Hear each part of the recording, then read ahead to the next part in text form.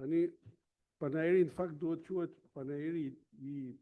literaturës ose botimeve shkencore dhe jo akademike thjesht, sepse në aspektin tonë ne përpiqemi që punën tonë ta përkthejmë me anë të botimeve shkencore, pra në anë të artikujve, të cilët lexohen, përhapen dhe bëjnë të njohur në gjithë komunitetin shkencor. Pra, librat ose monografitë që ne përpiqemi të botojmë her pas here janë më tepër për mbledhje të këtyre artikujve, të këtij aktiviteti kërkimor që ne bëjmë në kuadrin e QKBG-s. Tani, si qendër kërkimore bioteknologjisë dhe gjenetikës, me 3 sektorët që ajo përbëhet, pra gjatë 2025, pra ka rreth 80, më themi, aktivitete kërkimore shkencore, ku sigurisht më të rëndësishëm janë artikujt, padyshim, të cilët janë 19, por domethënë të botuar në revistën ndërkombëtare janë 50 artikuj, që është një numër I konsiderueshëm, duke pas parasysh se është një qendër relativisht e re, që zyrtarisht si një qendër pra e përhershme, ka 1 vit e gjysmë që është e krijuar, dhe është fal pra punës që kanë bërë në kërkuesit në gjithë sektorët, padyshim që kanë meritën e tyre dhe gjithë stafit të qendrës që është përpjekur që të rentabilizoj, pra të japi rezultate të signifikative të punës tyre. Tani, në këtë monografi që unë përpiqem të paraqis këtë shkurt, është një punë që është bërë përpara kësaj periudhe, është një punë që është bërë në shërbimin universitar të imunologjisë të CSUT-s dhe të Fakultetit të Mjekësisë, për një periudhë, në themi, rreth 20 vjeçare, pothuajse, që kemi filluar që nga viti 2005 deri në 2020, kur si po themi si shërbim I plot universitar, pastaj u ndryshua, sepse një pjesë e mirë në shërbimit shkoi në laboratorin qendror privat koncesionar, dhe ne pastaj vazhduam me qendrën. Pra është një periudhë paraparake, në cilën ne kemi implementuar metodat e tipizimit të kompleksit HLA si laborator imunogjenetike, bashkë me Erkenën Shqytin që e kemi këtu, që është dhe kjo një bashkëpunëtore jonë tashmë e vjetër, edhe duhet përmendim edhe Jonidën, që u shkëputur nga ne, por dhe ajo ka punuar në këtë sektor, kur ne pra kemi si thosh themeluar laboratorin e imunogjenetikës, duke filluar që me metodat e serologjike të tipizimit të HLA-s, pra ke filluar në 2005, pastaj futën metodat e biologjisë molekulare, që kanë qenë nga metodat e para që janë bërë në QSOT, dhe të metodat e PCR-s, edhe më pas edhe me metodat e tjera, cilat punë po I bie përpiqem të vi përmend këtu, pra pa u zgjatur shumë. Tani, shkurtimisht për një rikujtesë, pra për kompleksin HLA, kompleksin e pajtueshmërisë lindore, që është në kromozomin 6 të njeriu, që është kompleksi gjenetik me variabilitetin më të madh në genomën njerëzore. Nuk ka kompleks tjetër gjenetik që ketë një variabilitet kaq të lartë, sepse ka të bëjë me përgjigjen imunitare, e cila detyrimisht duhet të ketë një variabilitet shumë të lartë, sepse edhe agresionet e ambientit të jashtëm, në qoftë të gjalla, qoftë dhe ato inorganike, janë aq të lartë të gjëra, sa dhe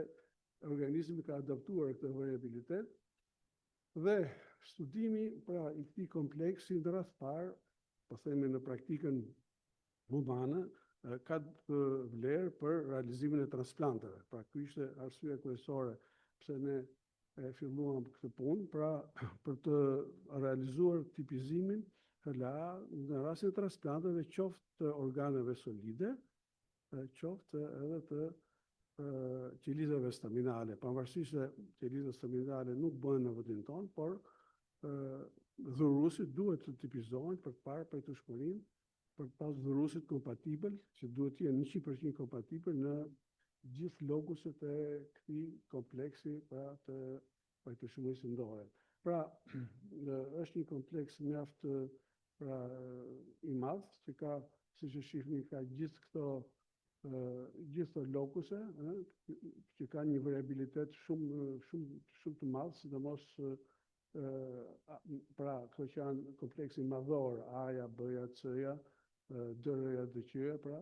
me cilët ne punojmë pra çdo ditë. Tani, nomenklatura e HLA-s, pra është një nomenklaturë pra, që ka evoluar dhe është mjaft komplekse, ka filluar në fillim me në nivelin e grup aleleve, që ishte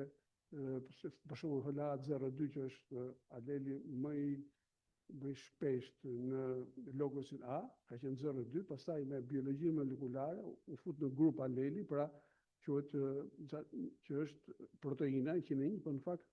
është 01 në këtë rast, dhe pastaj me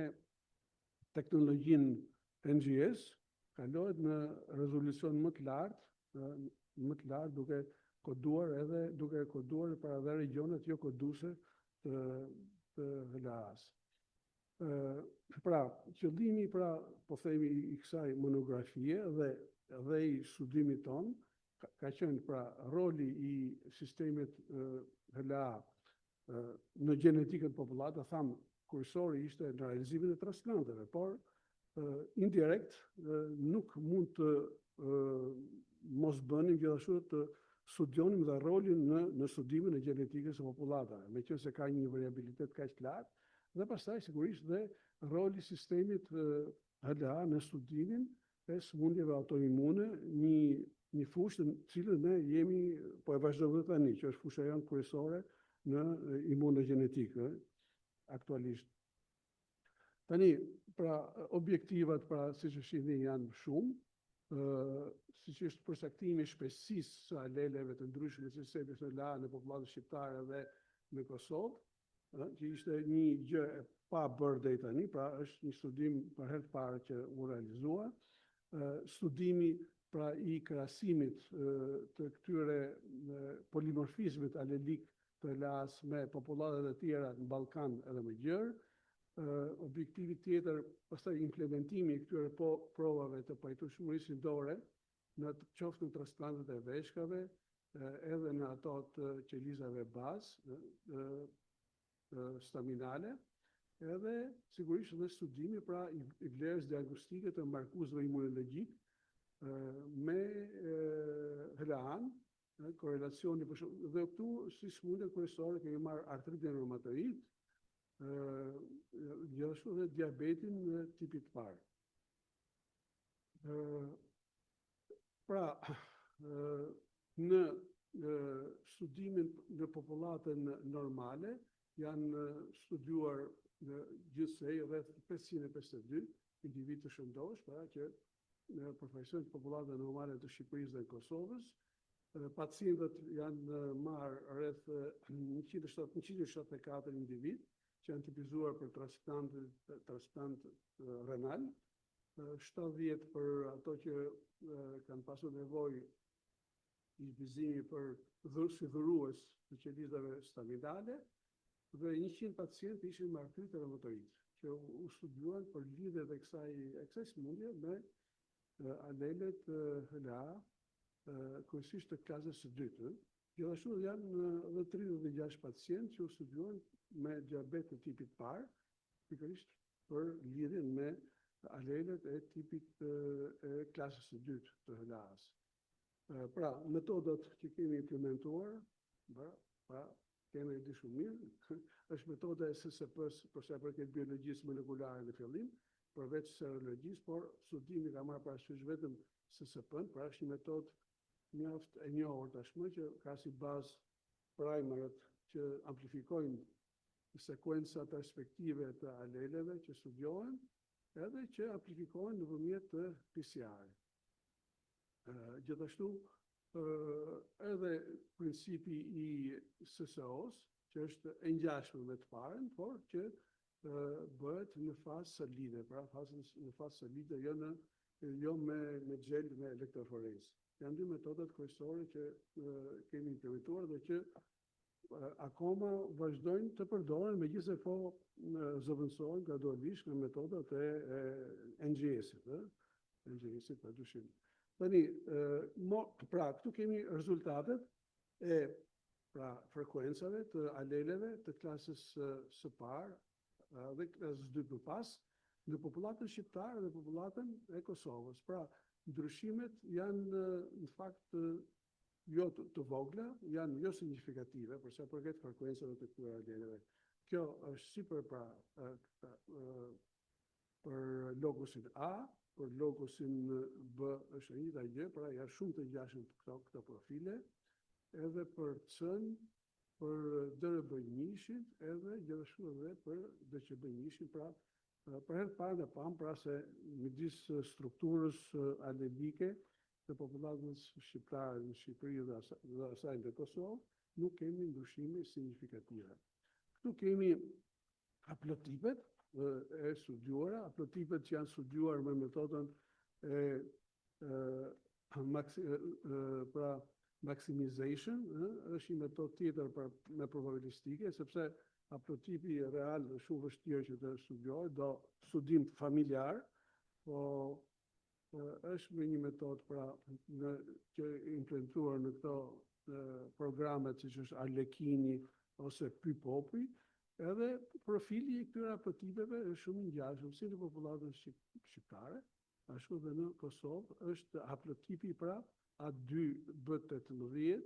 DRB111 dhe DQB103, që është si në atë shqiptare edhe në Kosovë, ndërsa haplotipi europian, që mbizotëron në Evropën kryesisht të veriut, është në vend të tretë, që është A1, B8, DRB103. Në vendet të tjera të Evropës është I pari, ai që kryeson. Ndërsa në Shqipëri edhe në Kosovë, por edhe në siç do shohim edhe në Greqi, edhe në Bullgari dhe Maqedoni, mbizotëron është haplotipi ky që ka A2-shin, 18-ën dhe 11-ën. Është DRB111, gjithashtu dhe B51-shi, është një alel tjetër shumë I shpesh, që në popullatët e tjera evropiane është më I rrallë. Tani, studiuam dhe pra distancat gjenetike midis popullatës shqiptare edhe popullatave të tjera europiane. Europiane është me një metodën pra sipas algoritmeve të NEIT, që mat studimet distancat gjenetike, pra këtu kemi marrë që gjithmonë kapet një popullat nga e cila shifën distancat gjenetike dhe popullatën bazë që morëm ne, sepse duhesh një popullat bazë, është popullata kosovare, popullata shqiptarëve të Kosovës. Edhe, pra, si që shifni që këtu nuk është emri I Shqipërisë, por këtu është Shqipëria, pra për herë parë dhe, pra, kur e bëm për këtë program, ishim shumë kurioz të dinim se si të dilte. Dhe, për fat, do të ndodhi që me popullatën shqiptare, pra dhe Kosova, jemi ndryshimet, pra distancët gjenetike janë pothuajse jo signifikative. Pastaj distanca gjenetike vinë këto Maqedonasit, pra sigurisht popullatët e tjera nuk kemi marrë nga literatura, ne kemi bërë vetëm popullatën shqiptare dhe kosovare, nga literatura e publikuar, kemi marrë popullatët e tjera që u futën në program për të parë distancat, dhe pastaj vinë Maqedonasit, pastaj vinë Grekët, kjo është Greqia e Veriut në fakt, pastaj është gjithë populatat greke, se janë populatat ndryshme të studiuara, pastaj janë bosnjakët, besoj, janë serbët dhe me radhë italianë dhe me radhë. Pra, derisa kemi futur dhe pakistanezët që janë sigurisht më larg. Dhe këtu pra ka një gradient pra të distancave gjenetike që korrespondon me distancat gjeografike, si është dhe e pritshme dhe kuptueshme. Pra këtu është një dendrogram me cilën ne shohim distancat gjenetike pra në mënyrë pra të paraqitur këto figurative, ku duket qartë që popullata shqiptare dhe kosovare janë praktikisht janë një lloj, padyshim. Bashkë me këto është ajo maqedonëse dhe bullgare, pastaj grekët janë gjithashtu më afër, ku kemi një popullat e Kretës, pra është pak më larg ajo, turqit janë gjithashtu më larg, janë këtu po pak më larg. Pastaj popullatët italiane, rumune, serbe, kroate, bosnjë dhe austria kemi përfshirë këtë regionin e Evropës juglindore, pra siç e shihni dhe çeke, pra janë më larg, padyshim. Këtu është e njëjta paraqitje, pa në një formë tjetër pra grafike, ku del e njëjta klaster popullatash, pra shqiptare dhe Kosova, Greqia, gjithë popullata greke, bullgarët maqedonësit, pra është kjo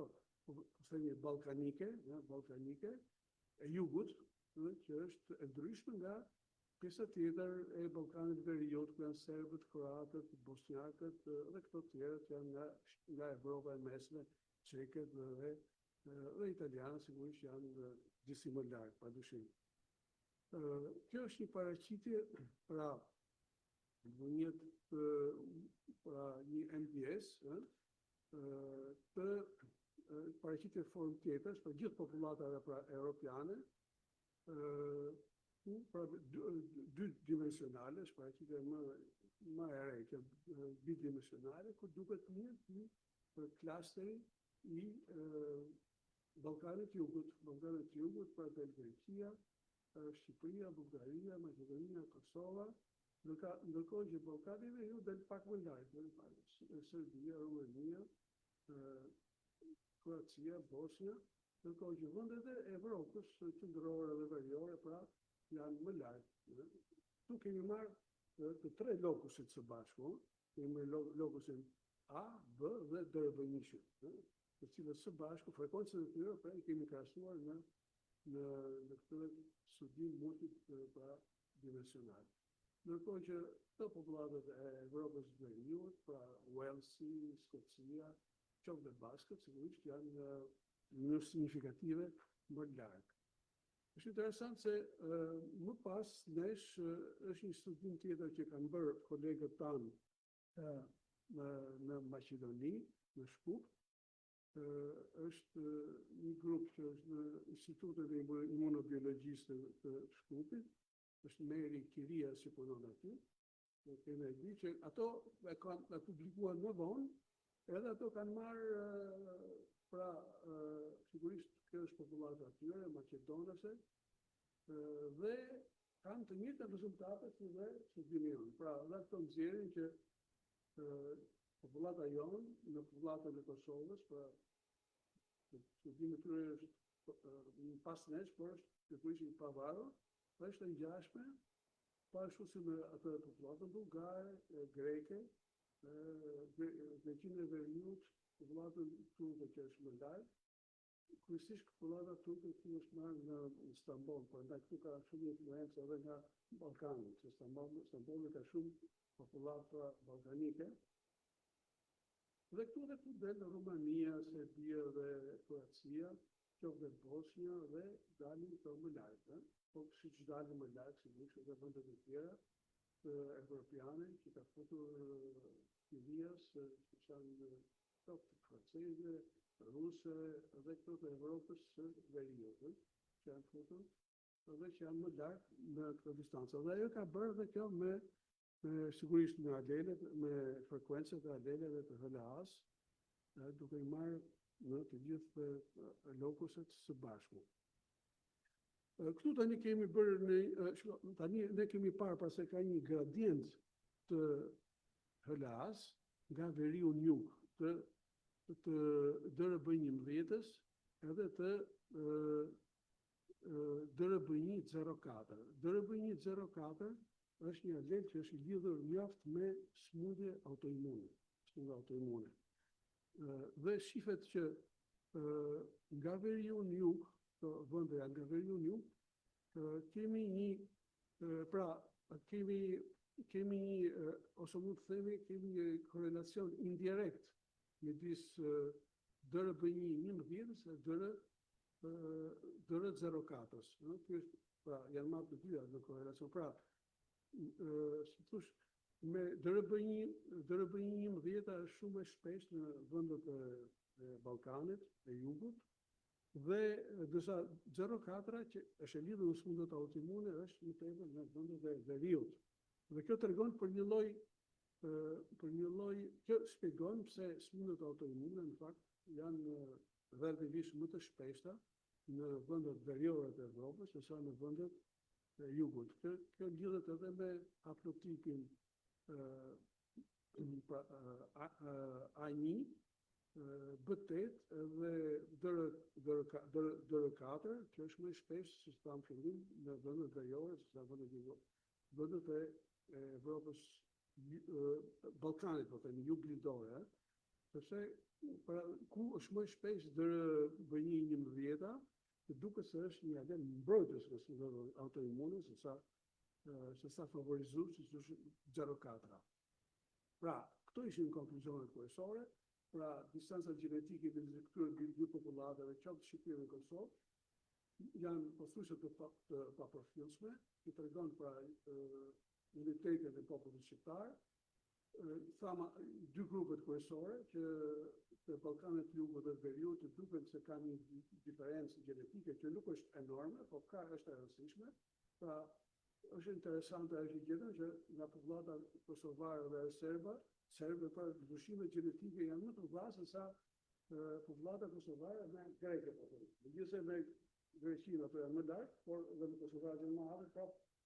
gjenetikisht janë më afër me grekët me serbët, tregon pra autenticitetin e popullatës shqiptare. Konkluzionet më të thënë të monografisë është pra këtë që thamë më lartë, rëndësi ka dhe pra implementimi i gjimit dhe në transplantet e organeve. Ne jemi në një nivel shumë të ulët të transplanteve të veshkave, pra 8 për 1 milion, në kohë që minimumi në Evropë është 2 fishi, nga 16 dhe shkon deri në 15 në vendet europiane. Pra, duhet të implementohet paketet, që në masë të gjërë e dhurim të veshkave, që mos në donatorët të kufizuar, pra, dhe jo vetëm të ato familjare.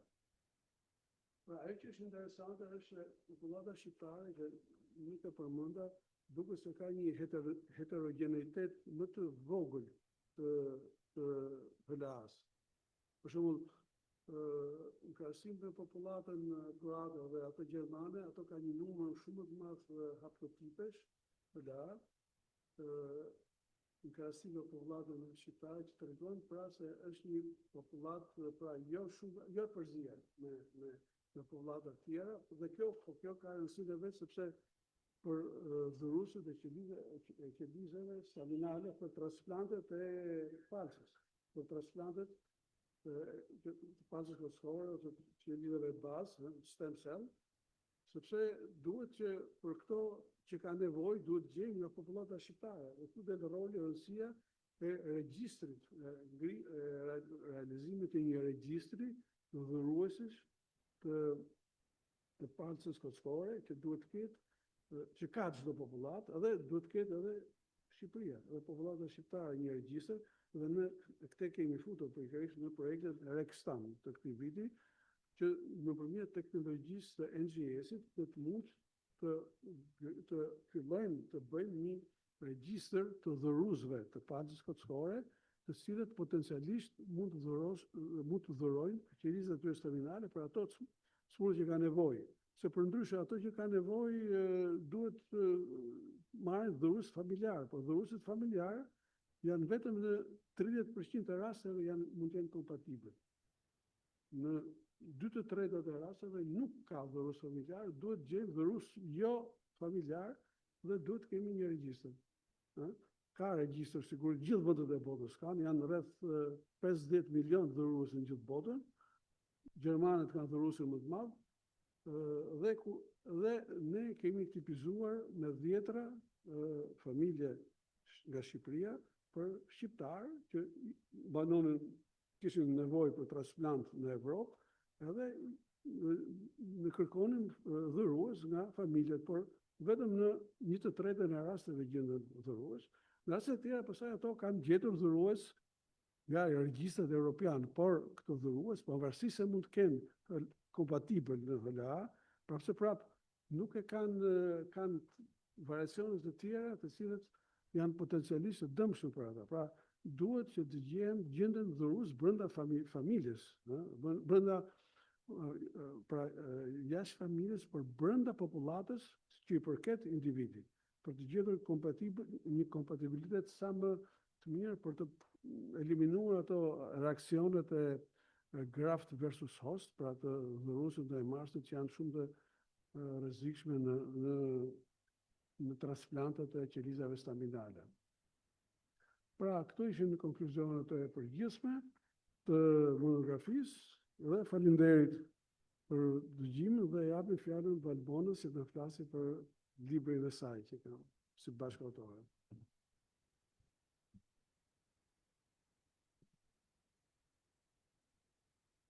Faleminderit shumë, profesor. Libri për cilin unë të flas është titullohet Bioteknologji bimore, metodologji dhe protokolle in vitro, dhe si bashkëautor janë profesoresha e nderuar Efigeni Kongjika dhe profesori Bekim Gashi nga Universiteti i Prishtinës. Nëse do të bëshim pak histori, botimi i parë në drejtimin e bioteknologjisë bimore in vitro është realizuar nga Instituti i Kërkimeve Biologjike pranë Akademisë Shkencave në vitin 2002. Profesoresha Efigeni ka qenë studiuesja që ka hedhur bazat dhe ka meritën themelore të hapjes së këtij drejtimi të rëndësishëm në bioteknologjinë bimore in vitro në vendin tonë, në Institutin e Kërkimeve Biologjike, në ato vite një sipërmarrje e rrallë, do të themi, për shkak se nuk është se kishte eksperiencat më parë në Shqipëri dhe u hap një drejtim i ri shumë i rëndësishëm që fal të cilit edhe unë edhe ne jemi këtu sot edhe e vlerësojmë, e falenderojmë personalisht, pastaj dhe jam shumë falenderuese në gjithë rrugtimin tim në bioteknologjinë bimore in vitro si njëri vizionar, edhe inkurajues, edhe një udhërrofyese me vlera të rralla. Pra ky është botimi i parë që daton në vitin 2002, i cili sigurisht solli një risi, jo vetëm sepse filloi dhe dha dhe eksperiencën e shqiptare, por ishte edhe një material i shkruar i pari në vend që u përdor për shumë e shumë vite nga breza para meje, por edhe nga unë edhe shumë të tjerë mbas meje. Për sa i përket rrugtimit tim, unë jam diplomuar në vitin 2004 në Fakultetin e Shkencave të Natyrës në Departamentin e Biologjisë, dhe po në atë vit fillova punë si kërkuese shkencore në bioteknologji bimore in vitro në Institutin e Kërkimeve Biologjike. Dy fjali thjesht për këtë sepse e kam dhe në kujtesë, në ato vite, në atë kohë kur unë kam filluar punë si kërkuese shkencore, nuk është se e kisha shumë të qartë se në cilin laborator do të pozicionohesha, sepse ishte thjesht një vend pune për kërkues shkencor, dhe nuk është se unë e zgjodha fushën e kërkimit bimor in vitro, por mu tha që ne kemi nevojë për një staf të ri në këtë drejtim, në këtë laborator, dhe ishte fati im, do thosha, i drejtimit edhe i njerëzve që gjeta në udhëheqjen e profesoreshës Kongjika. Po në vitin 2004, në vitin 2007, kam përfunduar studimet pas universitare, po në fushën e bioteknologjisë bimore in vitro në udhëheqjen e profesoreshës. Në vitën 2008, për shkak të reformës që ndodhi në atë kohë në Akademinë e Shkencave, u themelua Departamenti i Bioteknologjisë që ishte i origjinuar nga Instituti i Kërkimeve Biologjike, dhe prap ishte fati jonë që trashëguam infrastrukturën laboratorike dhe përvojën edhe në burimet njerëzore nga ai institut. Pastaj, gjatë viteve në vijim, laboratori i tashmë stabilizuar në Universitetin e Tiranës ka pas financime jo vetëm nga universiteti, po edhe nga Ministria e Arsimit, edhe nga fondet ndryshme nëpërmjet projekteve të bashkëpunimit që kemi pasur, dhe më tutje në vitet të 2012 unë përfundova doktoraturën në bioteknologji bimore in vitro dhe më pas titujt profesor i asociuar dhe profesor, po në fushën e bioteknologjisë bimore in vitro. Për sa i përket procesit, aktivitetit mësimdhënës, i cili është një element shumë i rëndësishëm dhe që do ta lidh edhe me rëndësinë e vetë botimit në fjalë, unë them që Universiteti i Tiranës për fat keq do të guxoja ta thosha, është i vetmi universitet publik dhe jo publik në vend që jep i vetmi, pra për fat keq, që ka si disiplinë bazë kurrikulën e biologjisë bimore in vitro në të gjitha programet e studimit bachelor, master shkencor dhe niveli cikli i tretë i studimeve, niveli i doktoratës. E kemi futur fuqishëm këtë kurrikul sepse kemi pas, siç thash, infrastrukturën laboratorike dhe përvojën eksperimentale të trashëguar dhe studentët konkretisht kanë mundësi që të prekin, të shikojnë dhe të vijohet qoftë edhe me procesin e mësimdhënies, pra praktikat mësimore, por edhe me temat e masterit dhe të doktoraturës. Këto janë disa nga disiplinat që unë kam dhënë ndër vitet, të cilat janë të gjitha të profilizuara në fushën e bioteknologjisë bimore in vitro. Më tutje ndër vite vijuan 2 botime të tjera, pra përkatësisht në vitin 2012 dhe 2013 nga unë dhe profesoresha Kongjika, një libër i rëndësishëm teorie për studentët, i cili ishte i përditësuar me të rejat e kohës, pra 10 vjet pas botimit parë që kishte nxjerrë profesoresha, dhe në vitin 2013 një libër i pari në vend, në atë kohë i praktikave laboratorike, pra manuale laboratorike që i shërbenin të gjitha në studentëve të gjitha cikleve të studimit. Kjo është një paraqitje e thjesht e laboratorit e përgjithshme, po themi, e laboratorit kulturave in vitro në departamentin e bioteknologjisë dhe tashmë mbas më shumë se 10 vitesh ne nxorëm arritëm të përfundonim një botim që sigurisht është i profilit metodologjik, pra protokolle laboratorike, metoda për punë praktike që i shërben në mënyrë të drejtë për drejtë studentëve dhe kërkuesve shkencor të interesuar në fushë, i përditësuar me gjithë të rejat e kohës, por edhe me vitet tona të eksperiencës, pra mbi 12 vjet nga botimi i fundit në fushën e kulturave qelizore in vitro. Pse janë të rëndësishme këto botime? Theksoj që janë të vetmet në vend, që duke filluar nga i vitit 2002 dhe deri në këtë të riun, është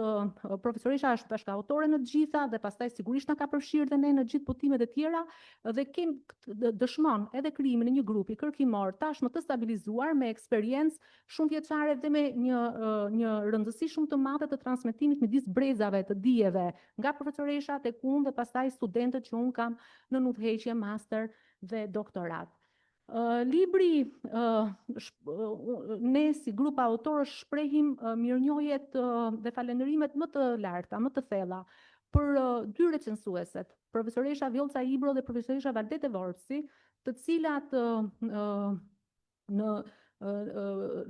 na sugjeruan përmirësime me vlerë që rritën sigurisht vlerën e librit dhe pa diskutim rolin që ka pasur redaktora shkencor profesoresha Ariola Bacu me mendimet e saj orientuese me qëllim optimizimin dhe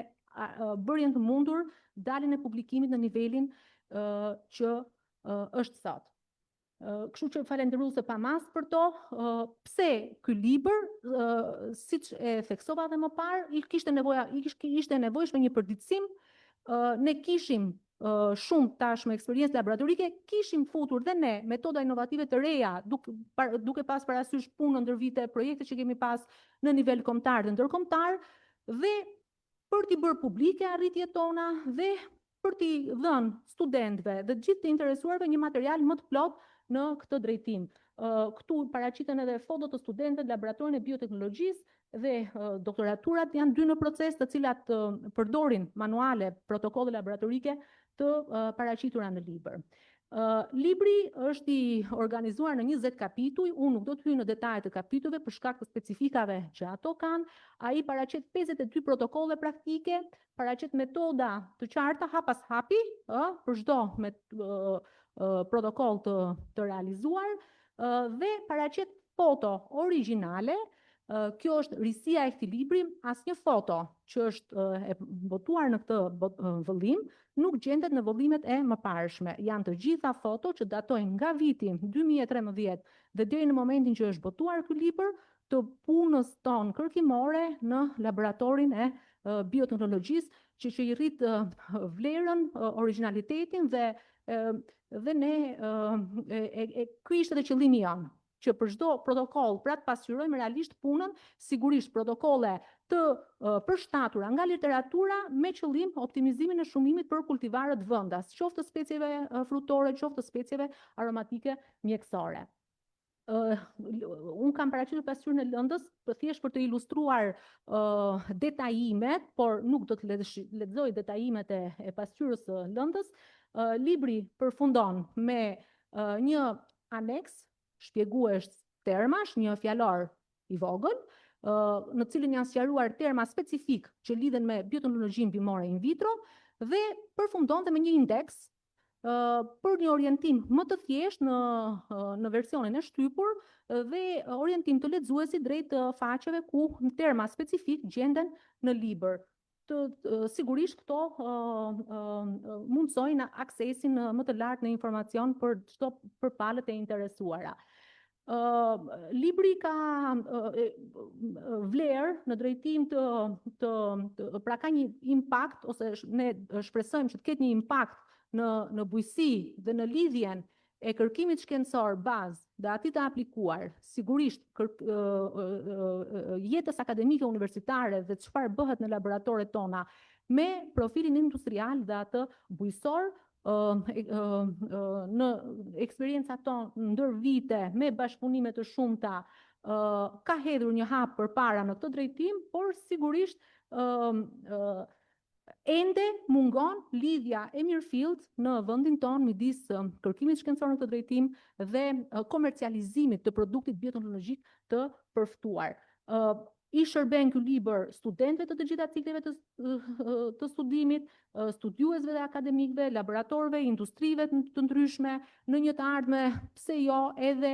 hapjes në laboratori privat me qëllim komercializimin e bimzave të mikroshumuara në vendin tonë, ashtu sikurse kanë edhe shumë vende të tjera në Ballkan dhe më gjerë. Pse e theksoj këtë fakt? E lidh këtë element me një studim që është bërë në nivel ballkanik, është i pari i llojit vet, në fushën e bioteknologjisë bimore in vitro, po do të guxoja thosha edhe në shumë fusha të tjera, që ka bërë bashkë 15 autor nga vendet e Ballkanit, të cilët në mënyrë të detajuar kanë studiuar, kanë publikuar një studim mbi arritjet në bioteknologjinë bimore in vitro për specie frutore nga viti 2001 deri në vitin 2024, pra çereku i parë i shekullit aktual. Shikojmë për sa i përket specieve frutore të hortikulturës dhe zbukuruese, në drejtime të caktuara, vendi ynë nuk mbetet mbrapa. Sigurisht ka drejtime të tjera në cilat ne jemi ende në fazat fillestare apo të tjera që ne duhet të fillojmë t'i eksplorojmë, por në drejtime për sa i përket mikroshumimit, konservimit me metoda rrjedhës minimale, ne kemi dhënë produkt shkencor edhe në arenën ndërkombëtare, po lider në Ballkan për këtë çështje janë Serbia, sigurisht që zë vendin e parë e ndjekur nga Greqia, të cilat kanë eksperiencë shumë më tepër se ne, edhe për shkak të përmasës që kanë këto, edhe për shkak të numrit të universiteteve bujqësore që këto shtete kanë në vendet e tyre. Harta tregon shpërndarjen e kompanive të mikroshumimit në shtetet e Ballkanit. Ne në Shqipëri ne nuk jemi aty të pasqyruar sepse nuk kemi kompani mikroshumimi në Ballkan, por ama vendet e rajonit kanë një eksperiencë shumë të madhe në këtë drejtim. Dhe dy studime të tjera në nivel Europe që do t'i kaloj shumë shpejt, po vetëm për të thënë, njëri janë anketime të mëdhaja. Njëri për sa i përket shpërndarjes gjeografike të kompanive të mikroshumimit në Europë dhe tjetri shpërndarje të kurseve kurikulës kultura shqiptare dhe indore në universitetet europiane. 461 programe studimi janë hulumtuar për të bërë të mundur gjenerimin e kësaj hartës të cilat tregojnë një përputhje shumë të qartë midis fakti që kur sistemi universitar është i fuqishëm në këtë drejtim, edhe ana komerciale është shumë e fuqishme në këtë drejtim. Publikimi i radhës, i cili është i pranuar dhe është në proces shtypi, botimi Springerit, unë kam fatin që më kanë besuar të jem një nga editorët kryesor të librit dhe sigurisht bashkëautore në 2 prej kapitujve të librit, dhe e fundit, ky është slajdi përmbyllës, konferenca e madhe që rrit vizibilitetin e institucionit për Akademia e Shkencave, tonën si grup kërkimor dhe patjetër të Shqipërisë në nivel europian në lidhje me bioteknologjinë bimore in vitro që do të organizohet në Tiranë në shtator. Faleminderit.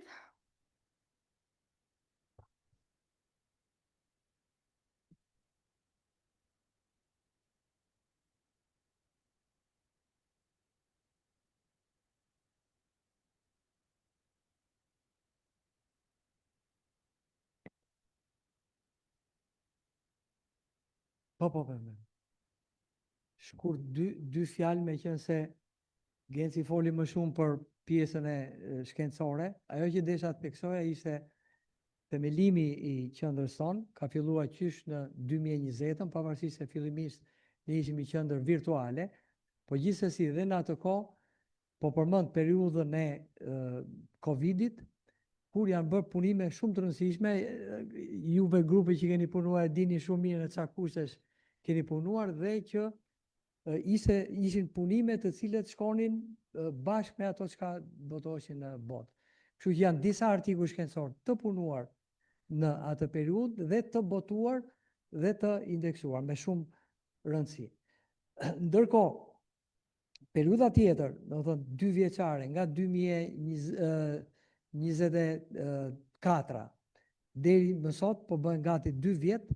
Edhe në këtë periudhë ne kemi pas një punë vërtet shumë intensive në qendër, siç u tregua edhe nga të dhënat që paraqiti Genci. Ajo që unë desha të theksoj përsëri është, ndërsa fushat e tjera vinin me një përvojë më të pasur, siç është bioteknologjia bimore dhe shtazore, ne kishim shumë gjëra që i filluam nga e para, si me thënë duke i hyrë detit në këmbë, po gjithsesi rezultatet e para janë ato që ne na kanë bërë të besojmë për të ardhmen. Faleminderit.